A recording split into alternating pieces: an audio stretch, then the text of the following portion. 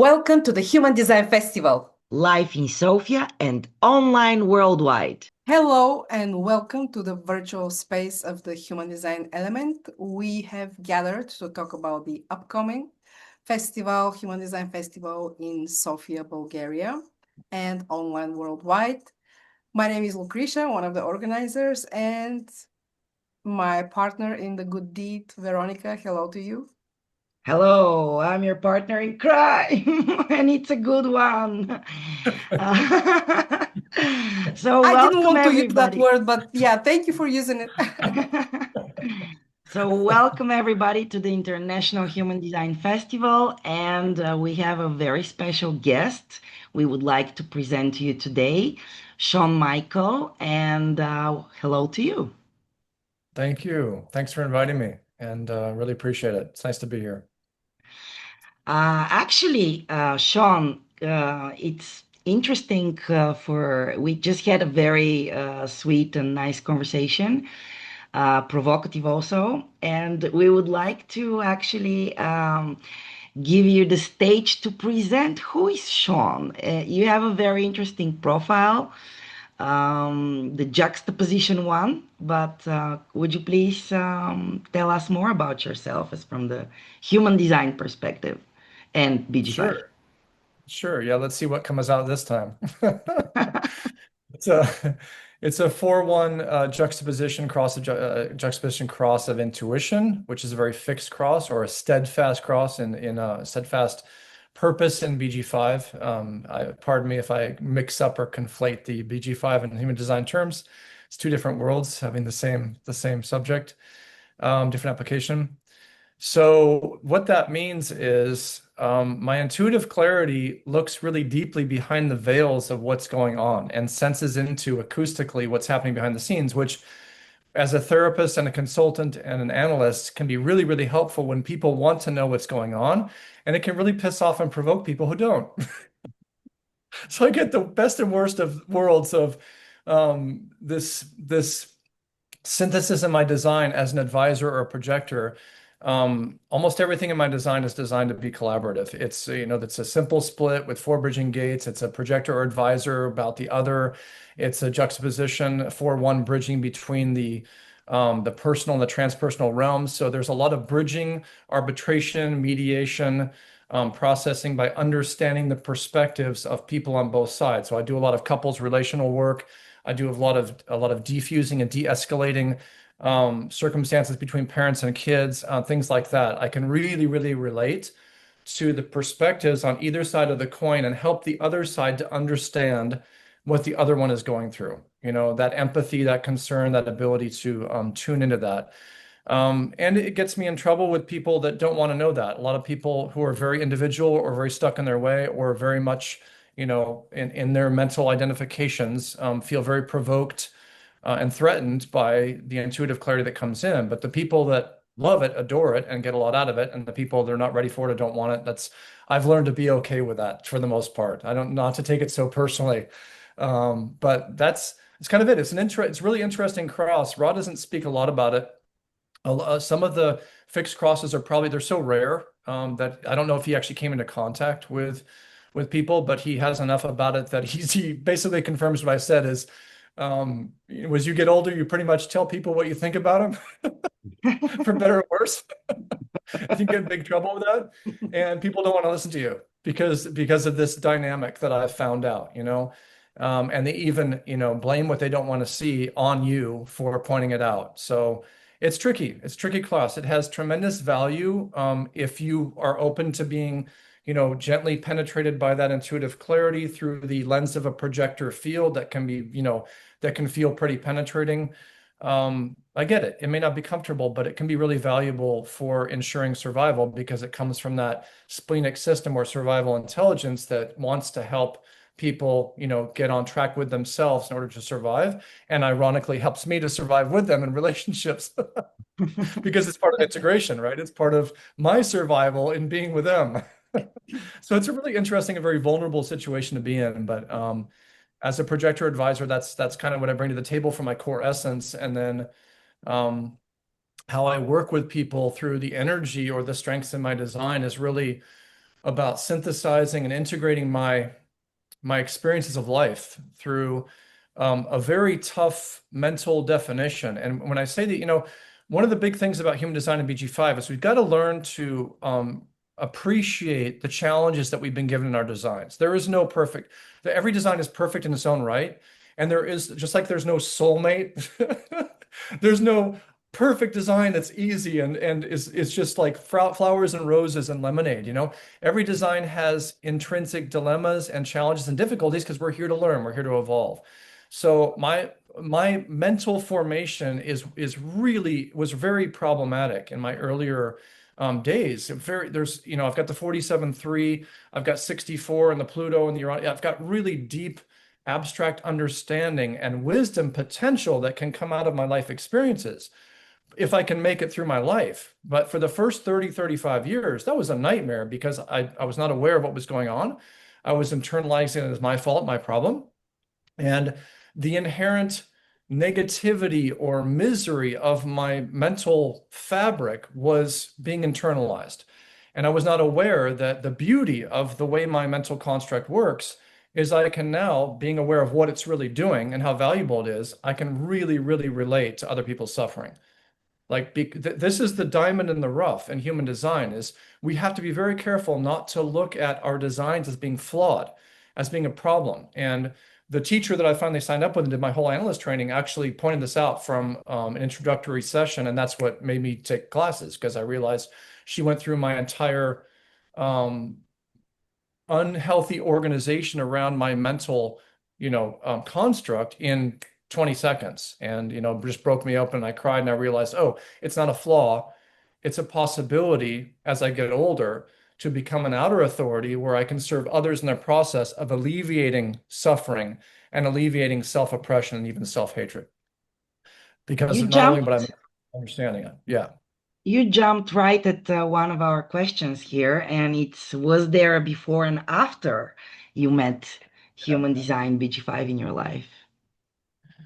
That's a long backstory that would take quite a while to say, but let me consolidate it and say, yeah, of course there was before and after, but honestly, since I was 29, since I went through my first Saturn return or in BG5, the 30s, the milestone, the 30s milestone, I had a complete catastrophic life breakdown in every area. Financially, familially, friends, vocation, everything just fell apart. I had nothing left. It took about 2 or 3 years, and I won't go into the details, but basically everything fell apart. And I was lifted out by life. I have the channel of initiation or the channel of competition in BG5, but it's really initiation. It's competition in the bigger groups and communities that can be competitive in spirit, but it's really about initiation. It's more shamanic. And so life takes me in these completely shamanic adventures that are very shocking to me because the 51, and yet casts me back on my creative source of universal love, which is my 25. And it's a really beautiful juxtaposition that can be shocking and horrifying, but then soft landing and incredibly initiatory into a new evolution in life, experience of self, because it's connected to the G, or love, identity, and direction, BG5. So this happens periodically. Where I'm at now, Thailand was another venture in this area, and it happened with my second Saturn return, or my 60s milestone. And the first one was being plucked out of my the life that was falling apart in America and put in an ashram in India for a year and allowed to reboot and study the Vedas and go through mounds and mounds of books on Advaita and non-dualism and all this stuff and get the total opposite of human design, which was, Indian spirituality and the Vedas of really looking into the non-dual and transcendence. And then, kind of integrating that over 20 or 30 years and then also doing my own deconditioning processes on the way, which I've been doing since 29, and then finding human design in 2019 in graduate school in psychology, which is really interesting. It was offered as an alternative or a form of depth psychology, which was my study in school to become a therapist, and looking through a very deep lens into the psyche. And utilizing archetypes and so forth. So human design was a perfect fit. So long story short, yes, there was a before that went through several decades of integration and awareness training, awareness evolution. And then human design was kind of like the fourth 7-year cycle, introduced into, okay, now let's fine tune the mechanics. Let's help you really get clear on what the mechanics are so you can practice them and find out how this process refines you even more into your body brain system, into developing the cognition and the consciousness that you're here to become aware of and to motivate you to help other people.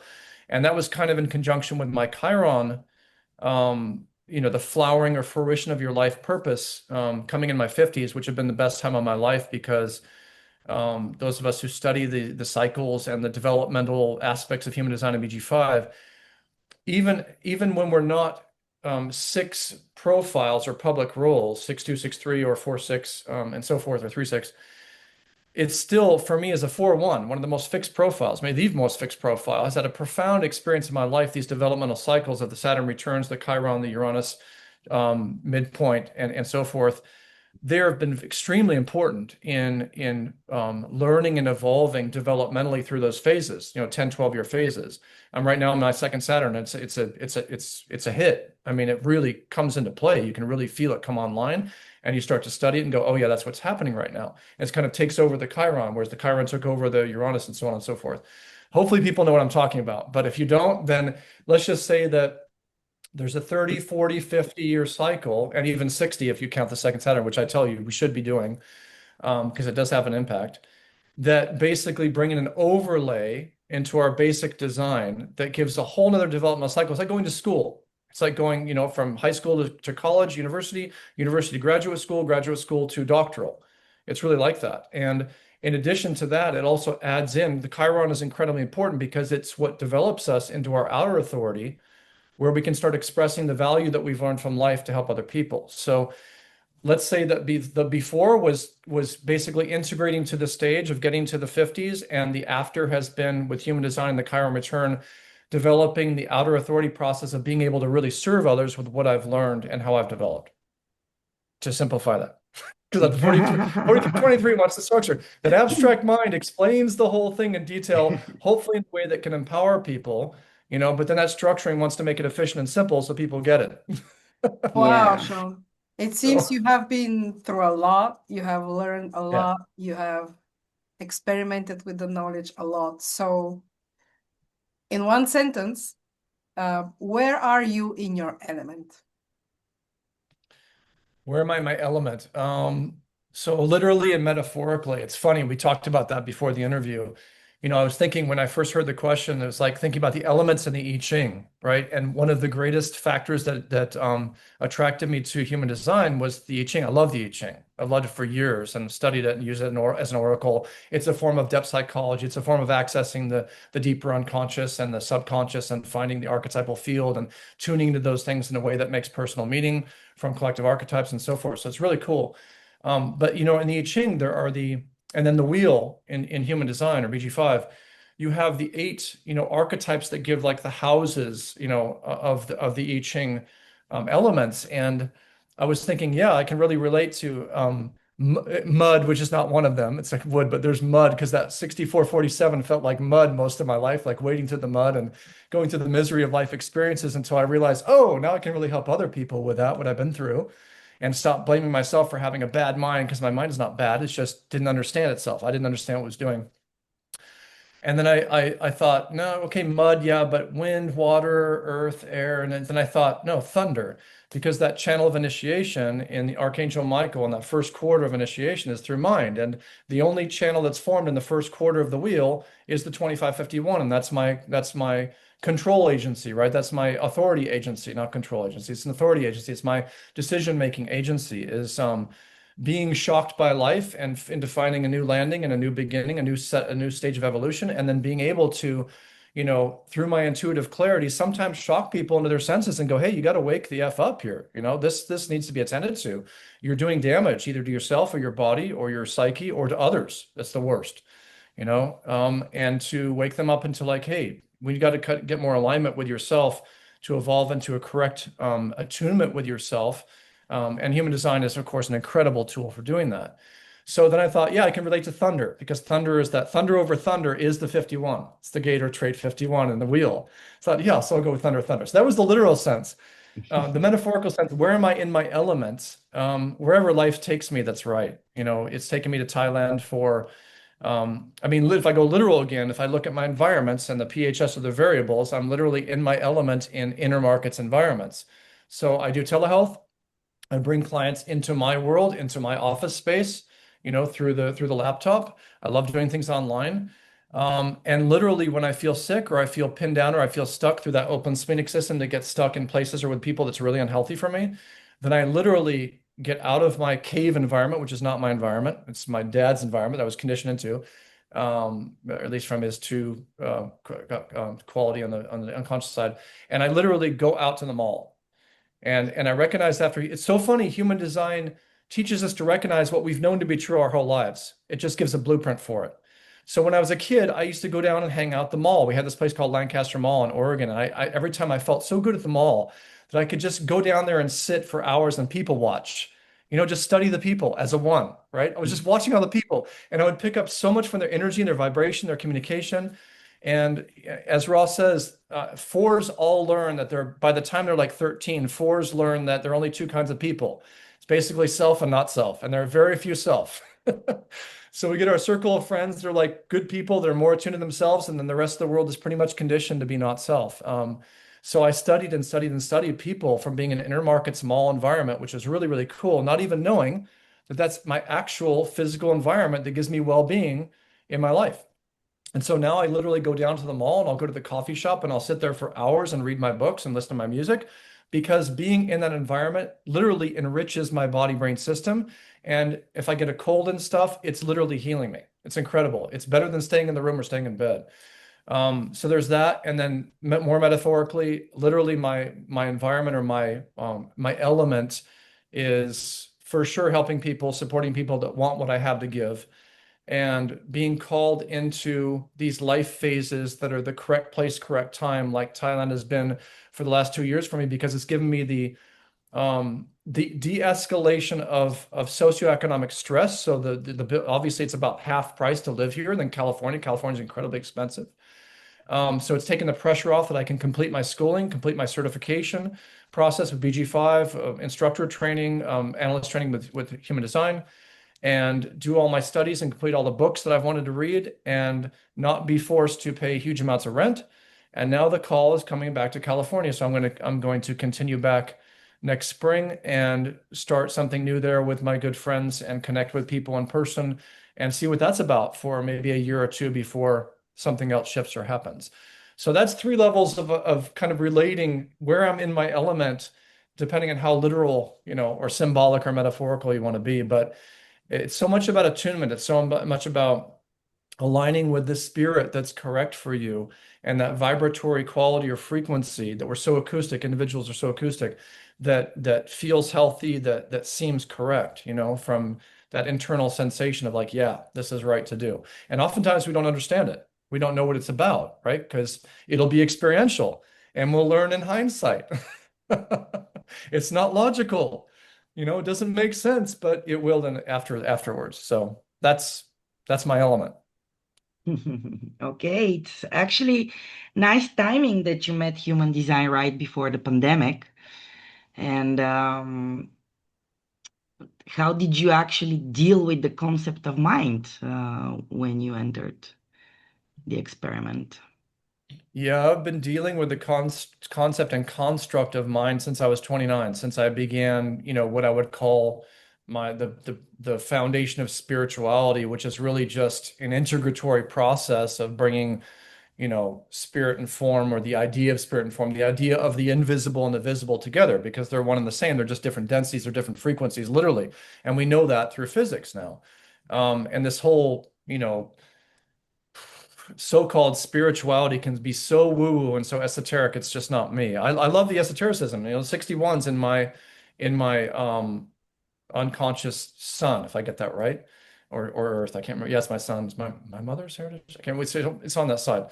And so it's very important to me. The study of the occult knowledge, the esoterics are very important. My mom was really new agey, so I learned a lot about the occult and different ways, mysticism, anything from naturopathy to mysticism and so forth, has always been a fundamental part of my life. But I can't stand the woo-woo. I can't stand just the ungroundedness of it. So it has to be grounded, which is funny because it's on my, unconscious side, my body side. It has to relate to it. So there's that piece. And so I've been studying, like I said, when I was in India, I was studying the Vedas and so forth. So there's always been that piece of like the mysticism, the shamanic transformation, evolution. What are we here for? The questioning of the purpose and one's personal disposition in life, and what's this all about, and so forth. In a very deep way, not being satisfied with just the mundane world, but in transcendence. There's something that has to be transcended, and in Jungian psychology, we call that the transcendent function. There's literally a correlation between matter and so-called spirit. And I know that Ra was very careful about not going into that idea of spirit, and that spirit in human design is something very different. It's a frequency. It's a shift into the emotional field that aligns us with an attunement to self. It's not some Holy Ghost or etheric thing, but that the subtle, to me, the spirituality has always been a connection with the subtle, with the invisible. And the invisible is part of the fabric of being, the dark matter, the space between form, the fact that we're mostly not even concrete, and yet somehow this stuff takes, just sticks together. 90% is space, but it's still not going through each other. Like, that's a miracle. That's really wild, right? Electromagnetics, quantum, and then the quantum on top of all that stuff. So it's been like the nature of mind, the deliberation with mind, the construct of mind, but really, to your question, what is the mind itself, right? And for 30 years, wrestling with my mind, going into deep depression around the mind and miserable experiences because of the mind, and really fighting and arguing and enemizing the mind. I know that's not a word, but making the mind my enemy, when in truth, the mind is our best friend and probably the greatest resource we have. And it took me decades to realize that. And a lot of just mindfulness training and practice and self-awareness and self-love and kindness and forget all that stuff helped. The therapeutic path helped a lot. But when human design kicked in, the mechanics of operating correctly according to the form, as a testament to what Ra said, does really work, because when the brain-body system is aligned and even supported by the environments, everything starts to click into place. It just does. And it's kind of a miracle. I mean, it's so simple, but so profound, in that when the brain-body systems start to line up, then the correct cognition and way of perceiving emerges out of that. And then the developed awareness that comes out of that is also correct. And again, what I've noticed is I knew all that stuff before, but I didn't know on what human design brings in is a blueprint of that knowledge. It brings in a confirmation on paper of how that structure works. That's what I love about it. You can point to the analysis and you can describe what's happening there to verify the life experience that you've been noticing for so many years, and it really empowers it. So I worked with my mind in the best way I could, according to my level of development, intelligence, and access, up to human design, when I started to really work with my body more consciously. And that, differentiated from the mind, allowed me to start to see the mind for what it is. And then the incredible resource that it is becomes an outer authority to offer others. So the differentiation of inner authority versus outer authority is the key to the mind, because we are trained and conditioned to use the mind to make decisions, which is an absolute catastrophe. It is a disaster. It is, if I could reduce all the woes of the world to one problem, that's it. Not self-mental identification, which uses all that not self-shadow mental activity in the system to basically justify the wrong workings of the mental decision-making process, which is where the world is in absolute, catastrophe in many ways. And when that is surrendered and understood, that it is not an internal process, it is an external resource for others, that blew everything open. And it's starting to blow open. When I describe that to clients, they look at me like a deer in headlights, like they've never heard that before. It's something we're so not taught, and that is so essential to us learning, because we hate our minds and we hate ourselves, in the way that we're identified with our minds. And we lose all the value of what this incredible resource is about. It's about to share. It's about sharing with others what we have learned, what our own intelligence brings to this world, when they're open, when it's correct, when the dynamics are correct, so that they can also benefit from our experiences. And there's nothing better than saving someone years of suffering because of what I went through. Nothing better. If I can save you 3 years of Yeah. suffering, I'm going to do it. If you guys want to hear more from Sean's experiences and what he has to say about human design and from the BG5 perspective, we would love you to come and be part of true movement through the Human Design Festival online. Such a delight to hear from you, Sean, to get to know you better. And we are thrilled that you're going to be part of this incredible journey that we are putting together with Veronica. And guys, stay tuned, follow us on the social media. We put a lot of interesting information. Check our website, humandesignelement.com, for the whole program and upcoming surprises. Join our newsletter as well, so that you don't miss of all the fun. Do join us for more lovely lectures, workshops, embodying practices, and other surprises we have in store for you. Stay tuned and see you there. Bye for now. Bye Thanks for having bye. me. Would you like to join us? And truly be in your element.